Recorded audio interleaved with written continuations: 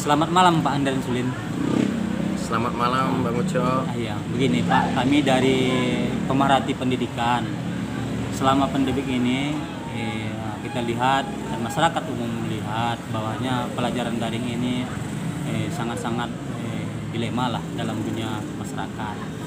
Kami ingin meminta waktu Bapak untuk sedikit berbicara tentang dunia pendidikan. Begini Pak Andan Sulin, Bapak kan tokoh aktivis, tokoh sosial di masyarakat yang aktif dalam dunia sosial masyarakat khususnya di Tanjung Balai. Begini Pak,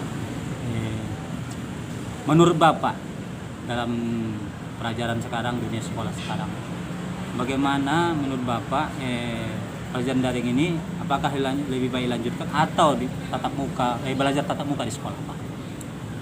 Sebelumnya Bang Uco, terima kasih. Assalamualaikum warahmatullahi wabarakatuh. Semoga Bang Uco tetap sehat ya Bang Uco. Kalau dalam perspektif kami di dalam kegerakan sosial, melihat pendidikan daring ya, pendidikan jarak jauh, apakah dilanjutkan atau tidak? Kalau saya lebih menyikapinya skala orang tua, sebagai orang tua murid, sebagai wali dari murid atau anak saya yang sedang bersekolah. Kalau saya ditanya, yang terpenting kita melakukan sebuah kajian tentang dampak baik dan buruknya jika pendidikan jarak jauh dilanjutkan atau dihentikan, sehingga kita bisa belajar formal seperti biasa. Beberapa waktu yang lalu saya melihat share dari Menteri Pendidikan, Menteri Nadiem, yang menggambarkan bahwa berbicara tentang otonomi daerah, setiap sekolah yang berada di wilayah zona hijau dan kuning boleh melakukan proses belajar secara formal, bertatap muka dengan guru di sekolah formal, dengan syarat dan ketentuan. Dengan syarat dan ketentuan harus melalui mekanisme persetujuan dari komite sekolah dan orang tua murid, seperti surat pernyataan yang ditandatangani di atas materai 6.000 oleh wali murid, dan itu harus berdasarkan keputusan dari wali murid. Dan jika ada wali murid yang juga tidak berkenan membiarkan anaknya atau memberikan izin kepada anaknya untuk belajar secara langsung, guru wajib tetap memfasilitasi mereka untuk berkomunikasi secara pendidikan melalui proses daring. Itu dia. Nah, kalau saya ditanya sebagai orang tua murid, saya lebih memilih demi berjalannya proses pendidikan yang baik, saya lebih memilih kepada pemerintah daerah untuk segera memfasilitasi pertemuan antara orang tua murid dengan komite sekolah serta lembaga atau stakeholder yang berkompeten di masing-masing daerah, karena kembali kepada otonomi daerah. Nah, apakah dampak buruknya? Ya, dampak buruknya dengan proses belajar daring, anak kita tidak fokus sekolah. Anak kita tidak fokus sekolah dan tidak bisa mencerna pendidikan secara baik. Meskipun kita tahu bahwa guru yang terbaik itu adalah pengalaman serta orang tua. Guru merupakan fasilitator anak untuk belajar lebih baik. Nah, tapi dalam proses pendidikan formal, di sana kita mendapatkan ilmu yang lebih mudah dipahami oleh murid atau siswa ketika terjadi interaksi antara guru dan murid. Itu dia Bang Uco. Selanjutnya Pak Andan Sulin, selama tahun 2020 ini kan ada masa pandemik, lebih kurang 3 bulan kita sudah belajar daring dari jarak jauh. Nah, menurut pandangan dan penilaian Pak Andan Sulin sebagai tokoh aktivis dan tokoh masyarakat sosial, karakter anak lebih buruk atau lebih baik? Kalau karakter anak sih sebenarnya gini, pendidikan karakter anak itu kan kembali kepada karakter yang dimiliki oleh orang tua, keluarga, dan lingkungan. Saya pikir dengan proses belajar jarak jauh ada kemungkinan anak secara moral bisa turun degradasinya gitu. Degradasi moralnya bisa turun. Tapi tergantung kepada kita, kepada orang tua yang melakukan pembinaan terhadap anak-anak kita. Tidak semuanya harus menjadi tanggung jawab guru dalam proses membentuk karakter anak-anak kita.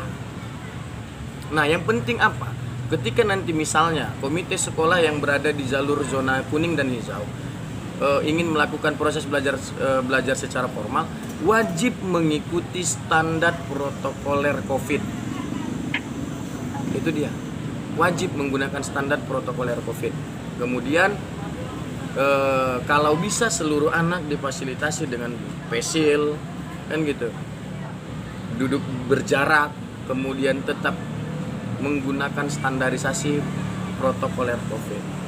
Nah, kalau dikategorikan makin buruk atau bisa lebih baik, saya lebih mengarahkan kepada lingkungan, kepada kepada proses dari dia membesar, gitu.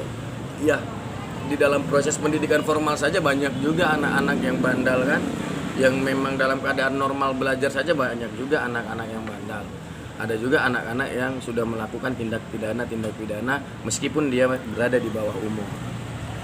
Nah, jadi kembali kepada orang tua. Kalau untuk persoalan karakter anak itu kembali kepada orang tua. Karena guru tidak sepenuhnya bisa membangun mental anak-anak bangsa. Mereka hanya bisa mengarahkan, memberi bimbingan dan memberi ilmu. Mungkin itu pandangan kita, Bang Uco. Terakhir Pak Endersulin, Bapak kan kita lihat dan masyarakat tahu aktif dalam tokoh sosial, aktif menyuarakan suara rakyat, yang notabene-nya adalah berkeadilan sosial bagi seluruh rakyat Indonesia. Yang itu artinya bahwanya kita, anak-anak kita ingin berkeadilan sosial bagi seluruh rakyat Indonesia. Sebagai tokoh, apa pesan-pesan Bapak untuk pemerintahan secara nasional tentang dunia pendidikan ke depan? Karena pendidikan kita di tahun 2020 ini kita lihat dan semua melihat anjlok dan SDM anak-anak kita berkurang. Untuk itu apa pesan-pesan Bapak untuk pemerintahan secara nasional? Dalam proses degradasi moral, Bang Uco, yang kita lihat ya, dekadensi moral, degradasi moral, kemudian banyaknya tindak pidana, kejahatan, kriminal yang dilakukan oleh anak-anak yang masih berusia di bawah umur atau sedang melaksanakan proses pendidikan formal. Kita berharap peraturan pemerintah di dalam proses dunia pendidikan, yang pertama, itu jangan mencela-mencele. Gitu. Peraturan undang-undang yang ditetapkan oleh pemerintah, baik itu undang-undang tentang pendidikan, undang-undang tentang perlindungan anak, Kepres, Kepmen yang berkaitan dengan karakter anak itu harus benar-benar baku dan harus sejalan dengan proses otonomi daerah. Itu dia. Sehingga setiap anak memiliki ruang, memiliki kesempatan untuk mendapatkan keadilan. Dan satu hal, dalam proses degradasi moral ini kembali kita tegaskan. Ini kembali kepada bagaimana orang tua mendidik anak di rumah. Dan kita berharap kepada pemerintah kota ya. Setelah undang-undang dibentuk, setelah peraturan dibentuk, maka kembali kepada pemerintah daerah kita.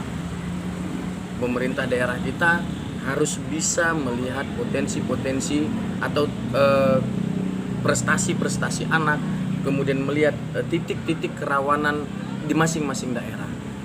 Yang saya perlu tegaskan, Kota Tanjung Balai merupakan pintu gerbang transaksi narkoba terbesar di Indonesia. Ratusan kilo yang masuk dari Tanjung Balai. Bayangkan sebelum sampai ke daerah lain, maka yang mengkonsumsinya pertama adalah anak bangsa dan anak-anak kita di Kota Tanjung Balai. Pemerintah harus lebih fokus. Saya hanya lebih fokuskan kepada persoalan narkoba, tempat hiburan malam, kemudian tempat-tempat yang mengandung unsur-unsur bagaimana anak di bawah umur bisa hancur mental dan moralnya. Nah, pemerintah harus lebih peka untuk ini.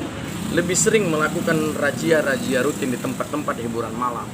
Kemudian stakeholder baik dari pemerintah, aparatur kepolisian, angkatan bersenjata TNI, bea cukai yang memiliki kewenangan untuk melakukan proses razia darat, laut, dan udara harus segera menghentikan proses transaksi narkoba yang begitu besar di Kota Tanjung Balai.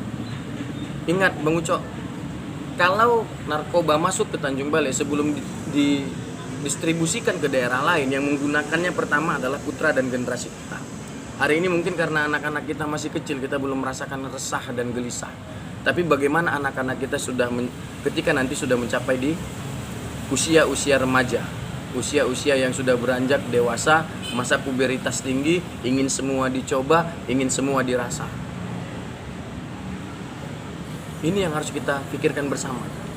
Kemudian bagaimana generasi muda kita, anak-anak sekolah kita yang hari ini, mohon maaf, banyak terjadi ya insiden. Contoh, saya teringat dengan kejadian meninggalnya siswi di salah satu tempat hiburan dan di salah satu hotel dengan usia yang masih sangat belia. Kita lihat daftar di kepolisian bagaimana banyaknya proses pencabulan anak di bawah umur. Bagaimana proses anak di bawah umur, masih sama-sama anak di bawah umur melakukan hubungan yang selayaknya suami istri. Siapa yang salah? Kita nggak bisa menyalahkan siapapun. Tapi bagaimana kita memperbaiki? Pemerintah kota harus lebih peka terhadap persoalan-persoalan yang berkaitan dengan degradasi moral. Karena apa? Pemerintah pusat tidak akan pernah tahu bagaimana kondisi di daerah kita. Mereka hanya buat produk undang-undang, mereka hanya buat aturan-aturan, tapi yang menjadi pusat kebijakan adalah pemerintah daerah. Dan kita pesankan kepada wali kota Tanjung Balai, kota kita sudah dalam proses kritis dan krisis narkoba, kritis dan krisis degradasi moral anak bangsa. Memang mereka harus segera diselamatkan. Itulah yang mungkin bisa saya sampaikan kepada Bang Ucok tentang bagaimana persoalan-persoalan ini. Nah, terima kasih Pak Andri Sulin atas waktunya.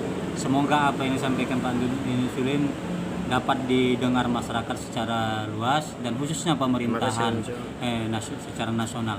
Terima kasih Pak dan selamat malam. Ya, saya juga berterima kasih kepada Bang Ucok sudah memberikan ruang dan saya apresiasi apa yang Bang Ucok lakukan untuk kebaikan Kota Tanjung Balai. Sukses selalu untuk Bang Ucok. Sukses Pak Andri Sulin. Assalamualaikum warahmatullahi wabarakatuh. Waalaikumsalam.